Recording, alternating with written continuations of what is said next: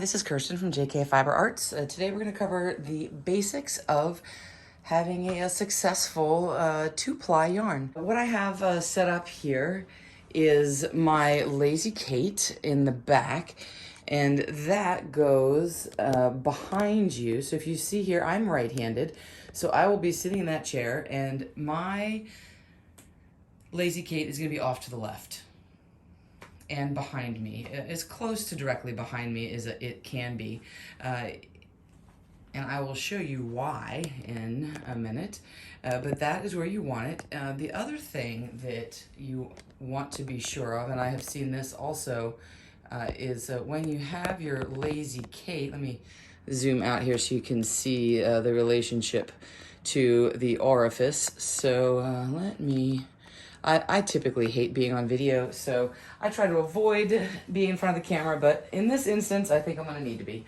I am tall, so I use an adjustable chair that I bought at Staples, and the height adjusts. I have it as high as it goes, and that's comfortable for me with this wheel. Here's my orifice here. This is my flyer. So back here is my Lazy Kate. Now I have an arch style Lazy Kate, and I want this to come from behind me. Get my other one here. So here's my two-ply bulky yarn here. So when I do this, I'm going to be plying like this. I don't want it way out here. And then the other thing, and I have seen this on more than one occasion, and it seems like it's common sense to do it this way, but some people don't. But when the yarn comes off the bobbin, you want it coming off the side of the bobbin, not the ends of the bobbin. So you don't want your Lazy Kate this way and pulling on it, because that is going to mess up the twist to your yarn. So you want it to be coming from the side of the bobbin and going as close to a straight line as possible to your orifice. You know, like I said, I keep mine, you know, a little bit behind, as best I can, behind me and off to my left side. I would keep it on the side that you have your back hand on. So if you're a lefty spinner and my right hand is back, then and you spun from your basket on the right side and did everything that way, then you want your Lazy Kate to be behind you on the right. I am a right-handed spinner, so all of my stuff is coming from my left side. These are the different whirls for this flyer. The top whirl is going to give me a lower ratio. The ratio is the revolution of the spinning wheel one time equals X turns of the flyer. Smaller whirl will give you more revolutions on your flyer per treadle. I usually do it on this one. I have been experimenting lately, and I'm trying it on this smaller one, and I liked it the last time I did it, so I'm going to try it again and do it with a higher ratio. That way I can treble a little slower. Orifice hook. Just gonna pull this leader through. This is the single most important tool that you need to have. This is a spinning tool, and basically it is the angle of your twist. So there's two sides to it, Z and an S, and the Z is when you ply clockwise, and the S is when you ply counterclockwise. So the singles that I'm going to be plying today, I spun the singles Z, and now I'm going to ply them S, so I will be going counterclockwise.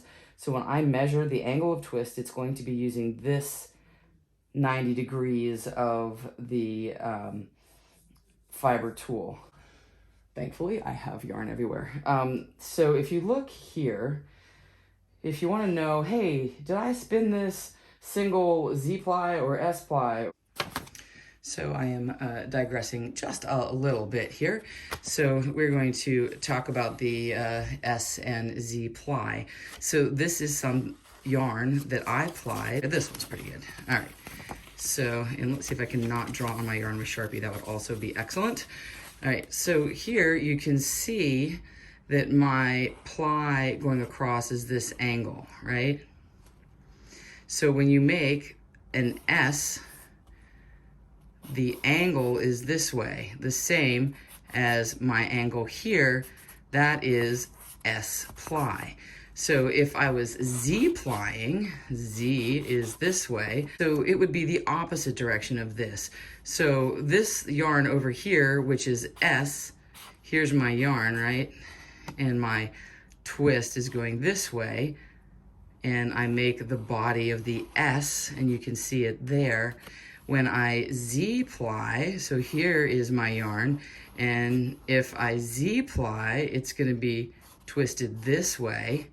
So I would make the letter Z, and you can see that's how you can tell the difference between Z and S-ply. All right, now let's do some S-plying. I have here my 2 singles that I spun bulky. First thing I'm gonna do is see if I like my setup here and see if I like the way my draw is on my wheel. One of the biggest parts about being successful is managing the tension, so it does take some fiddle factor here. So, oh, mine is, it's drawn in pretty good. So I'm just holding this on here. You can see that it is just wrapping around, and now that is going on to my bobbin. Good. Now, I need to remind myself that I have a smaller whirl on here, so I am not going to need to treadle as much or as fast as I am typically used to. I'm going to ply this until I get to a little better color. We're going S-ply, which is reverse or counterclockwise. When you hold the yarn to ply, you want to hold the fibers as close to parallel as you can. And you're going to hold it between your fingers. I do it between my index and my long finger. My back hand is holding tension, and my front hand is pushing it into the orifice. And you can really get it cooking here once you get more comfortable with it and you have the tension adjusted right. If my tension on my wheel is too tight, it's gonna feel like I'm battling the wheel, and it's gonna feel like it's pulling it out of my hand, not me controlling when it goes into the orifice. So, and you don't want that. And you also don't want it to be so loose that it's not collecting on the bobbin properly. You know, it's like sagging. I might actually increase my tension a little bit. There we go. I like that a little better. So I am a thin spinner by default, and during this Tour de Fleece 2022, my personal challenge was to try to learn how to spin some consistent bulky yarn, because I really do have a problem with trying to spin thick. So that's what I've been working on. I had a really nice yarn the other day, and I was pleased with it. I'm going to see if I can reproduce that same style.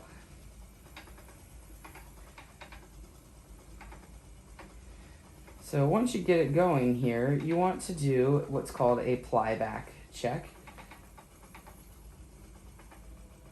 And let's see what we've got here. So here's my yarn. Actually, you probably could see it better right up against the wheel than behind my hand. And then what I do is you're gonna hold it here so it doesn't come undone. So you're pinching it back here, and then you're letting it go in front of the orifice, and it should have a very gentle twist. That twist might be a little bit too gentle, but overall, I like this, and I'm liking what I see. For most things, you want about 30 degrees of twist.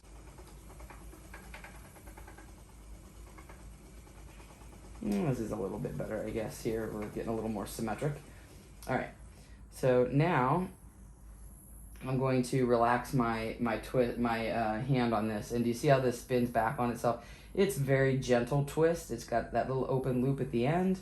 I really like that. I actually kind of like it a little less twist for this bulky yarn. I want this yarn to be kind of fluffy and airy, so yeah, if it's a little less than 30, I'm not too broken up about it. So here I just took a little twist off. If it is over twisted, you can fix it. If you do the ply back and you're like, hey, I don't like that, it's too much twist, you can adjust the twist, and I'll show you here.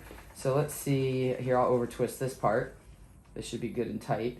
So now you pinch it here, right? And then you relax it in front of the orifice. And you can see this is pretty tightly twisted. And I don't want all that twist on there. I mean, that's pretty tight. So what you can do is just pull your hand back and then kind of run this front hand along, and that's going to redistribute the twist. And now, see, now all that extra twist is out, and I've redistributed it. And you can now wind that onto your bobbin. And I'm doing this just until I get to an area. Oh good, some blue is coming in. Now we'll be able to measure the angle, and I think you'll be able to see it better. All right, let's try that. So now here we have the blue and the white. I'm gonna do my ply back, I like it. And I'm gonna do my check of the angle here. And that is right on 30 degrees. And I love it. I think that is exactly what I want. So the next question is, how do I maintain that? Early on, I would count my treadles and just find that rhythm. So, 1, 2, 3, 1, 2, and 3. I'm pushing in 1, 2, 3. I'm letting it go in 1, 2, 3, 1, 2, 3, 1, 2, 3, 1, 2, and then I would be pushing it in. So I'm gonna check my ply back there, and ta-da, it still looks good. So I know that my treadle for this is 1, 2, feed it in, 1, 2, feed it in. And if I treadle faster, I'm gonna have more twist. If I treadle slower but maintain my hand motion, it's gonna change my degree of twist. This is still right on 30. And again, my back hand is holding tension, and my front hand is guiding the yarn into the orifice. Spinning these singles, I was trying to spin a 10 WPI single, and I stopped frequently to check my twist and my WPI, and I still would just kind of lose my focus. I was watching TV, and then before I knew it, I was spinning this, like now it's really thin. And I'd have to keep catching myself and be like, no, spin thicker. So you have to kind of focus, especially if you're trying to do something that you don't have dialed into autopilot on your muscle memory. But this is really all there is to it. So I'm going to finish spinning this, and then we'll come back at the end and look at our finished yarn. Before we leave, let's take a look at this, because this is like the perfect black and white, so you can see. So on here, you can look that angle for the S, and it is right at 30, right there. And this is the center, and this is the S-ply quadrant here. So the black right here is here's the 30 right here, and you can see it goes right into the black. So that is exactly where I want it to be. It's always harder when you do it in front of the camera. There we go. Here's what it looks like right off of the Nitty Knotty. And it should be fairly balanced, so you can see it looks quite lovely. There's no, it's not coiling up on itself. You don't need to do anything to it. I mean, you have to set the twist. Here is the finished yarn. It has a beautiful, consistent 30-degree angle of ply. It ended up being about a 6 WPI. And you can see that all of the angles line up at 30 degrees. This is a great shot of the spinning tool. This is after the angle was wet set, and it still remained 30 and was well distributed, giving you a beautiful, even, balanced 2-ply yarn that is ready for gifting. Hope you enjoyed this. Don't forget to like and subscribe, and spin happy.